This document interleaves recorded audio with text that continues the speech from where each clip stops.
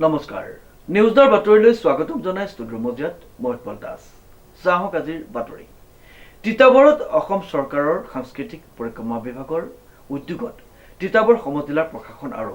ঠেঙাল কছাৰী সাহিত্য শাখিত পৰিষদৰ সহযোগত গ্ৰীষ্মকালীন নাট কৰ্মশালাৰ শুভাৰম্ভণি নিউজৰ এক ৰিপৰ্ট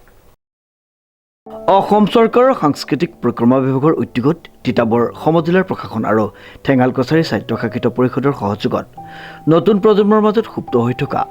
প্ৰতিভাসমূহ বিকাশ আৰু অসমৰ চহকী সাংস্কৃতিক ঐতিহ্য সংৰক্ষণ কৰাৰ লক্ষ্যৰে তিতাবৰ বিধানসভা সমষ্টি ভিত্তিত আয়োজিত 15 দিনীয়া গ্ৰীষ্মকালীন নাট কৰ্মশালাৰ 16 জুলাইত আনুষ্ঠানিকভাৱে উদ্বোধন কৰে ঠেঙাল কছাৰী সাহিত্য শাখিত পৰিষদৰ মুখ্য কাৰ্যবাহী সদস্য কুমুদ চন্দ্ৰ কছাৰীয়ে উল্লেখযোগ্য যে তিতাবৰ ঠেঙাল সাংস্কৃতিক কেন্দ্ৰ আৰু সংগ্ৰহালয় গিৰিধৰ ঠেঙাল সোঁৱৰণী প্ৰেক্ষাগৃহত 10 বছৰৰ পৰা 18 বছৰৰ 50গৰাকী প্ৰশিক্ষাৰ্থীয়ে অংশগ্ৰহণ কৰা শুভাৰম্ভণি অনুষ্ঠানৰ বন্তি প্ৰজ্বলন কৰে তিতাবৰ বিধানসভা সমষ্টিৰ গ্ৰীষ্মকালীন কৰ্মশালা পৰিচালনা সমিতিৰ সভাপতি তথা শিক্ষাবিদ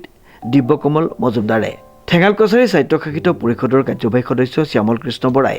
আঁত ধৰা গাম্ভীৰ্যপূৰ্ণ অনুষ্ঠানত কৰ্মশালা পৰিচালনা সমিতিৰ সদস্য মহেন্দ্ৰ শইকীয়া আৰু কৰ্মশালাৰ সমল ব্যক্তি মৃদুল বুঢ়াগোহাঁই আদিয়ে ভাষণ প্ৰদান কৰে উল্লেখযোগ্য যে শুভাৰম্ভণি অনুষ্ঠানত বিশিষ্ট নাট্যকাৰ বিনয় শইকীয়া নাট্য পৰিচালক পবিত্ৰ শইকীয়া শিল্পী নৱদ্বীপ শইকীয়া তিতাবৰ আঞ্চলিক পঞ্চায়তৰ সভাপতি মনদীপ টুংখুঙীয়া মধুপুৰ জিলা পৰিষদৰ সদস্যা প্ৰিয়ংকা ফুকন আদিয়ে বিশিষ্ট অতিথিৰূপে মঞ্চৰ আসন অলংকৃত কৰে শুভাৰম্ভ অনুষ্ঠানত ঠেঙাল কছাৰী সাহিত্য শাখিত পৰিষদৰ কাৰ্যবাহী সদস্য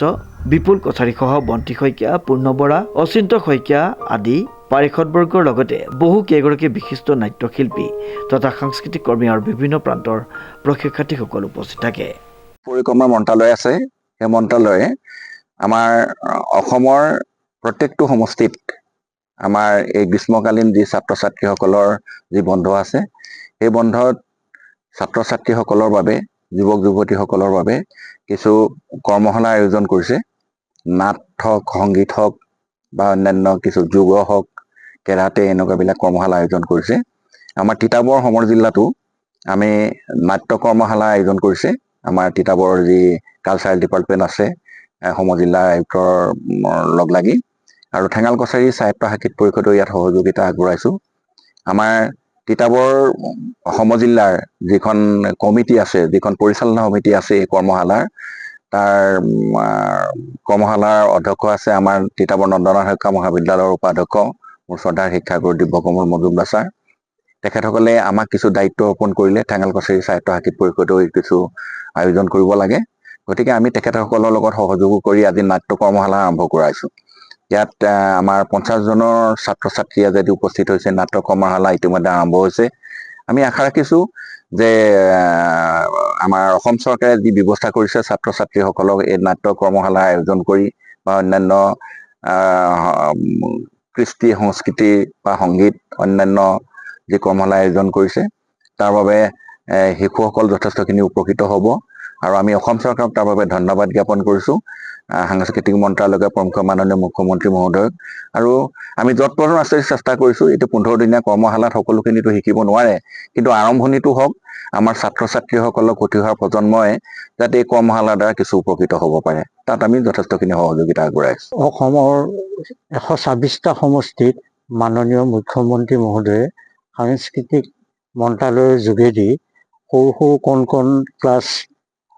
6ৰ পৰা 12লৈকে কিছু সাংস্কৃতিক দিশত আগবাঢ়িব পৰাকৈ কৰ্মশালা আয়োজন কৰিছে আৰু তাৰ কাৰণে প্ৰথমেই আমি অসমৰ মুখ্যমন্ত্ৰী ডাঙৰীয়াক ধন্যবাদ জ্ঞাপন কৰিব লাগিব তিতাবৰতো ঠিক তেনেধৰণেই আমি আগবাঢ়ি গৈছোঁ আৰু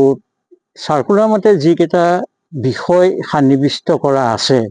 সেই বিষয়কেইটাৰ ভিতৰত আমি 4টা বিষয় লৈছোঁ 4টা বিষয়ৰ 2টা বিষয় তিতাবৰ কলাতীৰ্থ মহাবিদ্যালয়ে তাত তেওঁলোকৰ যোগেদি কৰি আছে কৰ্মশালা কৰি আছে আৰু আনটো বিষয় অভিনয় আৰু যোগ এই 2টা বিষয় তিতাবৰৰ ঠেঙাল কছাৰী সাহিত্য শাখিত পৰিষদৰ যোগেদি আমি এই কামখিনি কৰাবলৈ লৈছোঁ আৰু মই পৰিচালনা সমিতিৰ সভাপতি হিচাপে দুয়োটা অনুষ্ঠানকে ধন্যবাদ জ্ঞাপন কৰিছোঁ যে তেখেতসকলে এই দুয়োটা দায়িত্ব সুন্দৰকৈ পালন কৰিম বুলি প্ৰতিশ্ৰুতি দি তেখেতসকলে কামত সুন্দৰভাৱে আগবাঢ়িছে আৰু সঁচাকৈ ভাল লাগিছে। আৰু তেখেতসকলে যিহেতু সহযোগ কৰিছে, কলাতীৰ্থই হওক বা ঠেঙাল কছাৰী স্বায়ত্তশাসিত পৰিষদৰ বিষয়ববীয়াসকলে যি ধৰণে আমাৰ লগত সহযোগ কৰিছে তাৰ বাবে তেখেতসকলক ধন্যবাদ জ্ঞাপন কৰিছোঁ। আৰু আমি বিচাৰিছোঁ যাতে এই দুয়োটা কেন্দ্ৰই সফলভাৱে সামৰণি কৰিব পাৰে আৰু ছাত্ৰ ছাত্ৰীসকল যাতে সামান্য হ'লেও আগুৱাই যাব পাৰে। অসম চৰকাৰৰ সাংস্কৃতিক পৰিক্ৰমা বিভাগৰ উদ্যোগত তিতাবৰ সমজিলা প্ৰশাসন আৰু তিতাবৰ আমাৰ ঠেঙাল কছাৰী স্বায়ত্তশাসিত পৰিষদৰ আজি আমাৰ এটা 15 দিনীয়া গ্ৰীষ্মকালীন নাট কৰ্মশালা আমি আয়োজন কৰা হৈছে। ইতিমধ্যে আমাৰ কৰ্মশালাটোত প্ৰায়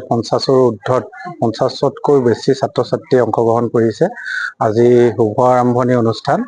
আজি অনুষ্ঠানটোত বিশিষ্ট ব্যক্তিসকলে আহি শুভাৰম্ভ কৰিলে আৰু 15 দিনত আমাৰ নাটকৰ বিষয়ে সামগ্ৰিকভাৱে যিখিনি কথা বতৰা থাকিব সেইখিনি ইয়াতে শিকোৱা হ'ব।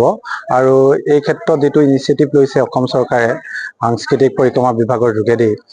তাৰ বাবে মই মাননীয় মুখ্যমন্ত্ৰী মহোদয় হিমন্ত বিশ্ব শৰ্মা ডাঙৰীয়াক আমি ধন্যবাদ জ্ঞাপন কৰিছোঁ। ইয়াৰ যোগেদি আমাৰ গ্ৰাম্য অঞ্চলত থকা যিখিনি ল'ৰা ছোৱালী আছে তেওঁলোকৰ যিখিনি প্ৰতিভা আছে প্ৰতিভাখিনি বিকাশৰ ক্ষেত্ৰত যথেষ্ট সুবিধা হ'ব। আৰু এই গোটেই আমাৰ 15 দিনীয়া কৰ্মশালাটোত আমাৰ সমল ব্যক্তি হিচাপে থাকিব আমাৰ মৃদুল বুঢ়াগোহাঁই ডাঙৰীয়া, বিনয় শইকীয়া ডাঙৰীয়া, বিশিষ্ট নাট্যকৰ্মী আমাৰ সীমান্ত ফুকন ডাঙৰীয়া, তাৰপিছত আমাৰ যোৰহাটৰ বিশিষ্ট নাট্যকৰ্মী পবিত্ৰ বৰুৱা ডাঙৰীয়াকে প্ৰমুখ্য কৰি ব্যক্তিসকলে এইকেইদিন আমাৰ 15 দিনীয়া কৰ্মশালাটোত ল'ৰা ছোৱালীখিনিক আমাৰ প্ৰশিক্ষণ প্ৰদান কৰিব। মই ভাবোঁ ইয়াৰ যোগেদি আমাৰ অঞ্চলৰ যি উঠি অহা প্ৰজন্ম, সেই প্ৰজন্মই ইয়াৰ পৰা যথেষ্টখিনি লাভান্বিত হ'ব। ধন্যবাদ। তিতাবৰৰ পৰা প্ৰসেনজিৎ ৰাজখোৱাৰ এক বিশেষ প্ৰতিবেদন, নিউজ নাও।